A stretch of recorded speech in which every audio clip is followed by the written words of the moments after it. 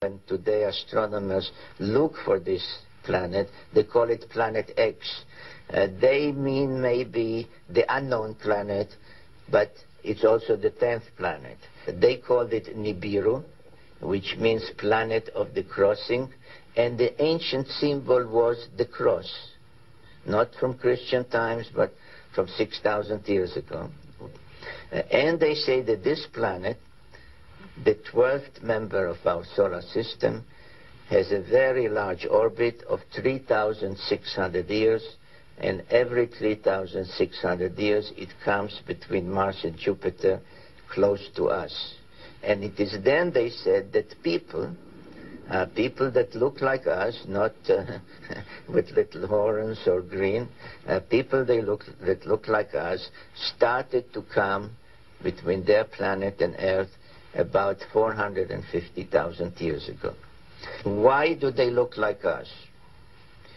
We look like them. Because if you know the Bible, which is based on the Sumerian tales, at some point they engaged in genetic engineering and mixed their genes with the genes of Homo erectus. We can use various scientific terms, but let's say with early hominids, to bring about Homo sapiens, us.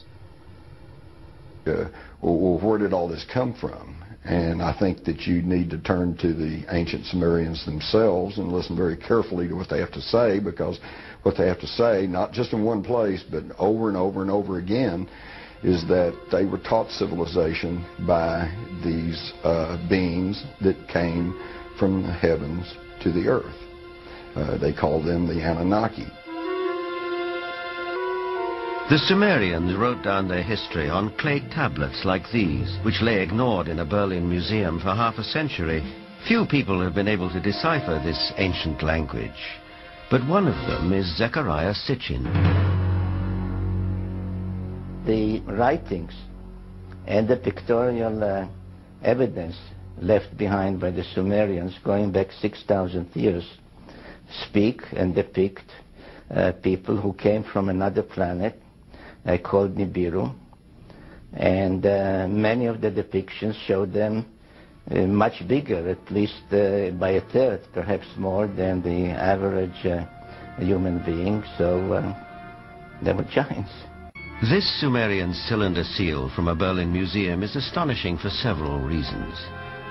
First, it depicts our solar system with the sun at the center and the planets arrayed around it, a fact not known to European science till around 300 years ago. It also shows the planet Pluto, which we didn't discover till 1930. And amazingly, there's another planet, which the Sumerians called Nibiru, and believed that it was from where the Anunnaki, or celestial giants, came from. If you look at the three figures depicted here, they all look more or less the same size. But if you bear in mind that this figure of the deity, that he is seated, and you add from the knee to the hip to his size, you will realize that he is about 10 feet tall, a giant, one of those who from heaven to earth came.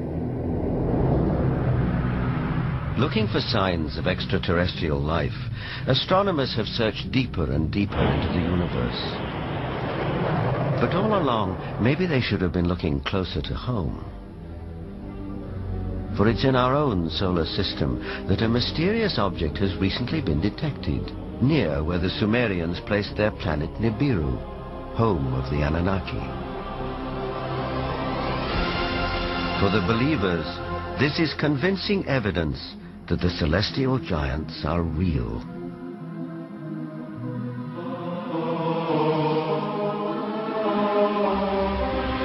The ancient Sumerian text, just in a very broad overview, basically tell us that more than 400,000 years ago that these Anunnaki came from space and landed on the earth in the Tigris-Euphrates Valley. They began to set up a colony that they called Eden. According to Genesis, Eden, or Eden, is where Adam was created from dust and Eve from one of his ribs. Others, however, have a more high-tech version of how human life began. In time, needing manpower, needing workers, jumped the gun on evolution using genetic engineering. And they produced a hybrid which eventually became Cro-Magnon or modern man. Legend has it that when the Anunnaki came back after several thousand years to see how their genetic handiwork had turned out, they found the Earth females irresistibly attractive. It starts in the Bible. There you can read, in the beginning of Moses, when the sons of the gods saw that the daughter of man were beauty, they took them to wife. Later, out of the body's womb, giants came. So destructive were these titans that the Anunnaki who fathered them decided to destroy them. The apocryphal book of Baruch even tells us how many giants were wiped out. The book of Baruch says, "Then the Lord created the great flood, destroyed all life, which then was on earth, including the 490,000 giants." 50,000 years ago, an advanced race of beings came to Earth. They established a civilization here that became known as Atlantis.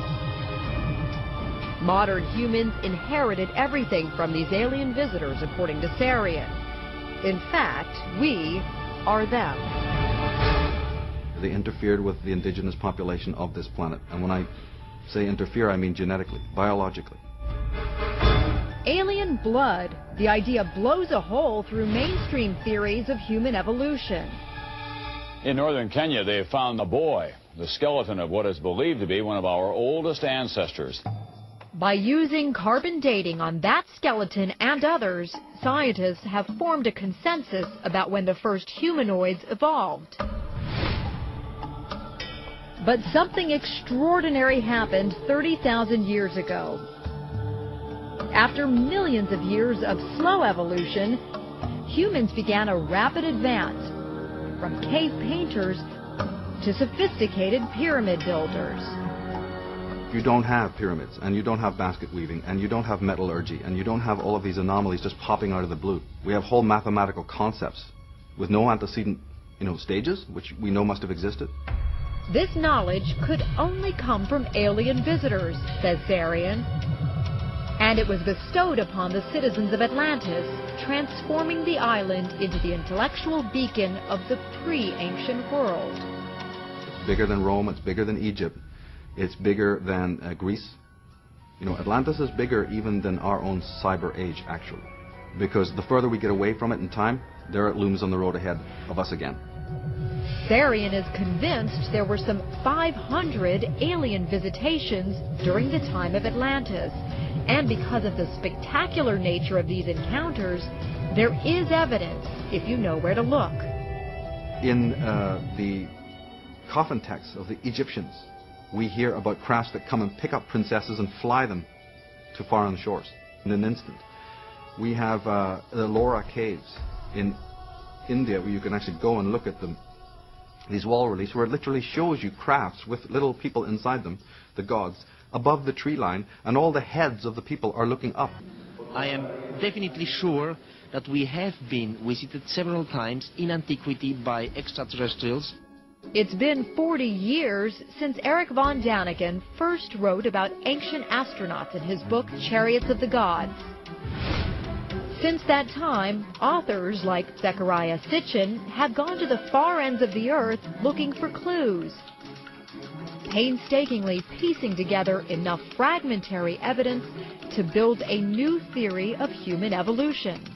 A basic conclusion of my writings has been that those who gave mankind civilization were visitors to Earth from another planet. If I say extraterrestrials, it's It's a dirty word, but that's what they were.